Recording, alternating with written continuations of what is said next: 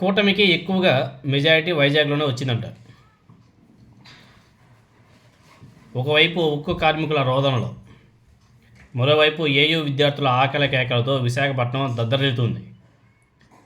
వాళ్ళ తరపున అసెంబ్లీలో మాట్లాడడానికి బీజేపీ ఎమ్మెల్యే విష్ణుకుమార్ రాజు గారు ఎన్ని ప్రయత్నాలు చేసినా కానీ స్పీకర్ గారు ఆయనకి మైక్ ఇవ్వడం లేదంట మాట్లాడడానికి.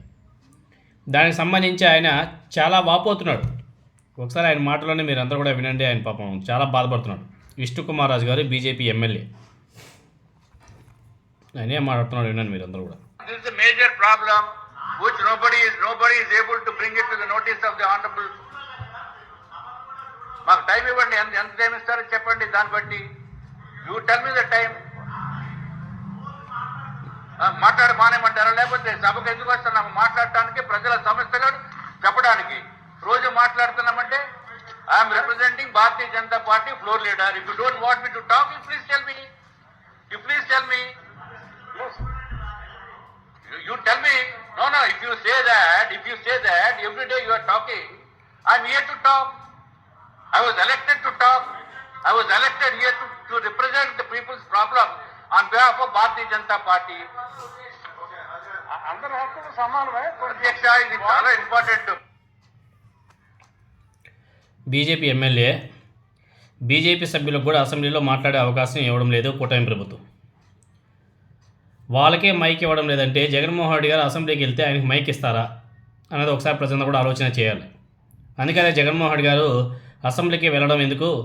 ప్రజల తరపున పోరాటాలు చేయాలనుకున్నా, ప్రజల తరపున మాట్లాడాలి, ప్రజల తరపున కొట్టాడాలన్నా కానీ ప్రెస్ మీట్ పెట్టి మేము మాట్లాడుకుంటాం, ప్రజలతోనే మేము మాట్లాడుకుంటామని చెప్పేసి మాట్లాడుతున్నాడు కదా. ఎందుకంటే బీజేపీ ఎమ్మెల్యేలకే అవకాశం ఇవ్వలేదంటే ఇంకెవరికి అవకాశం ఇస్తారు చెప్పండి?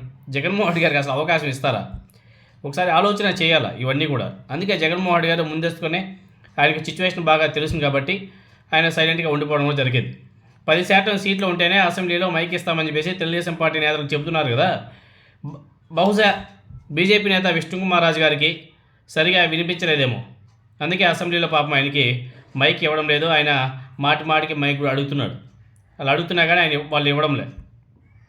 కాబట్టి పాప విష్ణుకుమార్ రాజు గారు ఏదో మాట్లాడాలి ఏదో అనుకుంటున్నాడు. కానీ కూటమి ప్రభుత్వం మాత్రం ఆయనకు మాట్లాడే అవకాశం ఇవ్వడం లేదు. తర్వాత గతంలో కూడా జ్యోతిరావు నెహ్రూ గారు ఆయన కూడా అసెంబ్లీలో ఒకసారి మాట్లాడాడు. మాకు మైక్ ఇవ్వరా, మేము మాట్లాడకూడదా అని చెప్పేసి ఆయన కూడా ఒకసారి అసెంబ్లీలో మాట్లాడడం కూడా జరిగింది. ఇలా మరి ఇంత మాత్రానికి అసెంబ్లీ సమావేశాలు నిర్వహించడం ఎందుకు? దేనికి? ప్రభుత్వానికి భజన చేసేదానికే? ప్రభుత్వానికి భజన చేసే వారికి మాత్రమే మైకులు ఇస్తారా? ప్రజా సమస్యలను ప్రస్తావించి వాటి మీద చర్చకు పట్టుబట్టిన వాళ్ళకి మైకులు ఇవ్వరా? చెప్పాలా కూటమి నాయకులు? మనం ప్రశ్నించేది కాదు. విష్ణుకుమార్ రాజు గారు బీజేపీ ఎమ్మెల్యే, కూటమి ప్రభుత్వంలో భాగస్వామి అయినటువంటి విష్ణుకుమార్ రాజు గారికి మైక్ ఇవ్వకుండా ఆయన ప్రశ్నిస్తున్నాడు. ఇలా అయితే ఎలా? ఏపీ అసెంబ్లీ తీరు మీద చాలామంది మాట్లాడుకుంటున్నారు, విస్తుపోతున్నారు. విష్ణుకుమార్ రాజు గారు ఏదో సమస్యలు చెప్పబోతే ఆయనకు సమయం ఇవ్వకుండా నిరాకరించడం జరిగింది. దీని మీద ఆయన అసహనం కూడా వ్యక్తం చేశాడు.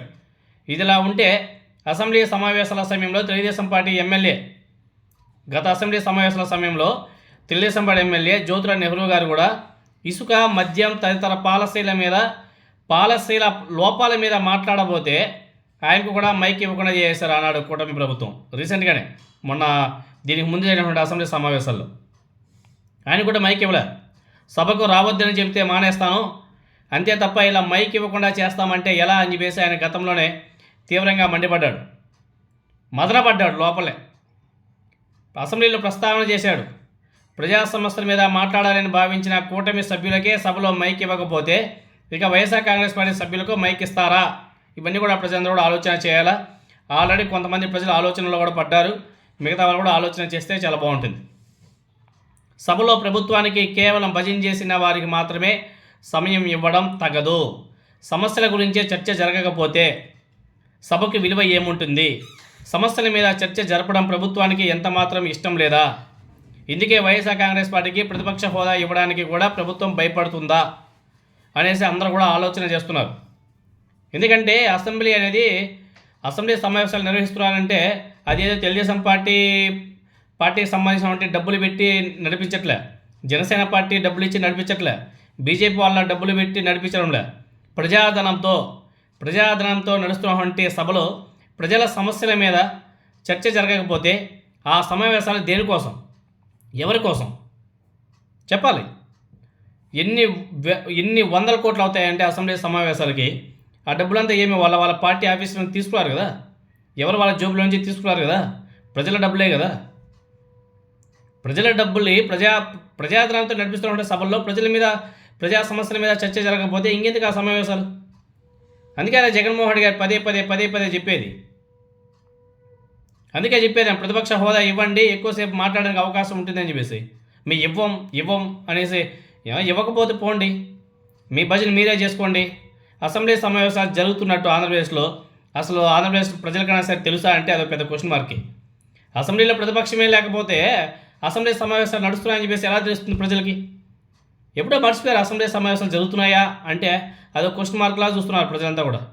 జరుగుతున్నాయా, నిజంగానే జరుగుతున్నాయా అన్న క్వశ్చన్ మార్క్ వచ్చేసింది. అప్పుడప్పుడు అనిపిస్తుంది ఇలాంటి విష్ణుకుమార్ రాజు లాంటి వ్యక్తులు కూటమికి అగనెస్ట్గా మాట్లాడినప్పుడు ఓహో అసెంబ్లీ సమావేశాలు జరుగుతున్నాయని చెప్పేసి అప్పుడు అనిపిస్తుంది, అంతే తప్ప అసెంబ్లీ సమావేశాలా అంటే అదొక డౌట్.